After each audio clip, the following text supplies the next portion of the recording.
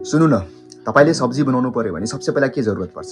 सब्जीको, त्यसपछि त्यो बनाउने भाँडा, त्यसपछि सिलिन्डर ग्यास, त्यसपछि चुला, त्यसपछि आगो हैन, त्यसपछि त्यसलाई चलाउने भाँडा, त्यसपछि मान्छे, हर चीज जरुरी छ। त्यसमा चाहिँ कोही कुनै पनि एउटा चीज भएन भने त्यो सब्जी तयार हुन सक्दैन। सेम हाम्रो मानिसको जीवनमा पनि त्यही हो। मान्छेको काम अलग अलग छ। एउटै काम एउटै मानिसले गर्न सक्दैन। त्यसले गर्दाखेरि सबलाई अलग अलग श्रेणीमा बाँडेको हो।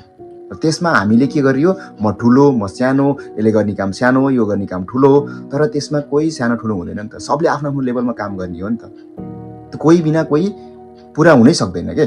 सो काम ठुलो सानो हुँदैन, मान्छे सानो ठुलो हुँदैन, हाम्रो सोच मात्रै सानो ठुलो। किनकि पुर्खौँदेखि त्यही चल्दै आएको छ, त्यसलाई बनाइदियो, त्यसलाई हामीले चाहिँ विकृति बनाइदियो। त्यसले गर्दाखेरि सो हामीले बुझ्नु जरुरी छ, we are equal.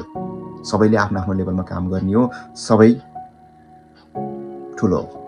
Thank you.